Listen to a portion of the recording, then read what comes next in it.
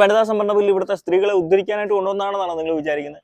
അല്ല, ഇവിടുത്തെ ഓപ്പോസിഷൻ പാർട്ടികൾ കിട്ടും, അതോടൊപ്പം തന്നെ തെക്കേ ഇന്ത്യയിലെ സ്റ്റേറ്റുകൾ കിട്ടും പണിയാനായിട്ടുള്ള ഒന്നാന്തരം ഇരുതല മൂർച്ചയുള്ള വാളാണത്. ഇതിന്റെ ഒരു സൈഡിൽ വനിതാ സംവരണ ബില്ല് പാസ്സായി കഴിഞ്ഞ് ഞങ്ങൾ വനിതാ സംവരണ ബില്ല് പാസ്സായി എന്ന് പറഞ്ഞ് നടക്കാനും, അതോടൊപ്പം തന്നെ ഇന്ത്യയിലെ സംസ്ഥാനങ്ങൾ, അതായത് അവർക്ക് പ്രിയപ്പെട്ട സംസ്ഥാനങ്ങളിൽ ഭയങ്കരമായിട്ട് ലോക്സഭയിലോട്ടുള്ള സീറ്റ് കൂടും, അതായത് ഇവർക്ക് ഭരണം നിലനിർത്താം. ഇത് പരാജയപ്പെട്ടാലോ?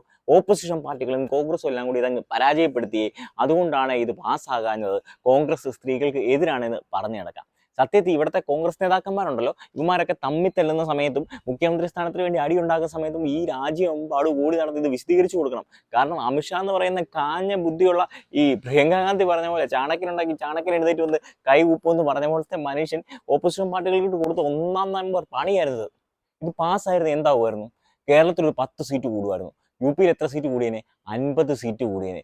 ഇവിടുത്തെ 10 സീറ്റ് കോൺഗ്രസ് പിടിച്ചാൽ പോലും അവിടുത്തെ 40 സീറ്റ് പിടിക്കുമ്പോൾ 30 സീറ്റിന് ലാഭം BJPക്ക് കിട്ടുക.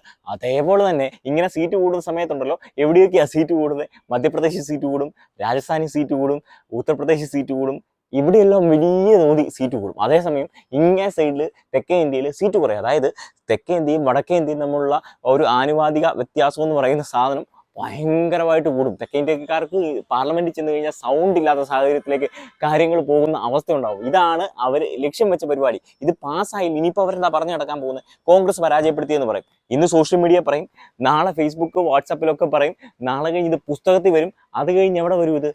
ഇത് ഇവർ സിനിമയാക്കി കൊണ്ടുവരും. അതിനുശേഷം തെരഞ്ഞെടുപ്പിലേക്ക് പോകുന്ന സമയത്ത് ഇവർ പറയും കോൺഗ്രസ് പരാജയപ്പെടുത്തിയ കോൺഗ്രസ് സ്ത്രീകൾക്കെതിരാണെന്ന് പറയും. അതുകൊണ്ടാണ് ഞാൻ പറഞ്ഞത്, ഇവിടെ തമ്മിൽ തല്ലി നടക്കുന്ന സമയത്ത്, ഇവിടെ മുഖ്യമന്ത്രിയാകാൻ അടി ഉണ്ടാക്കുന്ന സമയത്ത് ദേശീയ നേതാക്കന്മാരൊക്കെ സമയം കണ്ടെത്തിയിട്ട് ഓടി നടന്ന് രാജ്യമെമ്പാടും നിന്ന് പറയണം, ഇതായിരുന്നു കളി.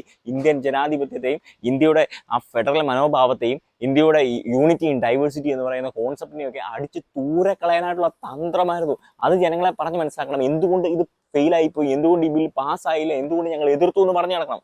അതോടൊപ്പം തന്നെ രാജ്യമെമ്പാടും ഈ പറയുന്ന കോൺഗ്രസ് നേതാക്കൾ ഇപ്പൊ സമരം നടത്തുന്നത് എന്ത് സമരമാണ്? ഈ ഇപ്പോൾ ഉള്ള നിലവിലുള്ള സീറ്റുകളിൽ 33% അല്ലെങ്കിൽ 50% സ്ത്രീകൾക്ക് കൊടുക്കണമെന്ന് പറഞ്ഞ് സമരം നടത്തണം.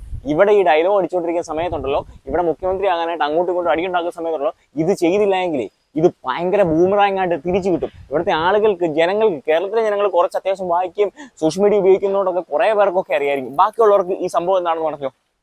അവിടെയുള്ള ആളുകൾ ചിന്തിക്കുമെന്നാ, ആ വനിതാ സംവരണ ബില്ല് പരാജയപ്പെട്ടു, കോൺഗ്രസ് എതിർത്തു, ഇത്രേ അറിയുള്ളൂ. എങ്ങനെ പരാജയപ്പെട്ടെന്നോ എന്തുകൊണ്ട് എതിർത്ത് കൂട്ടിയതെന്നോ ആരും പറയത്തില്ല.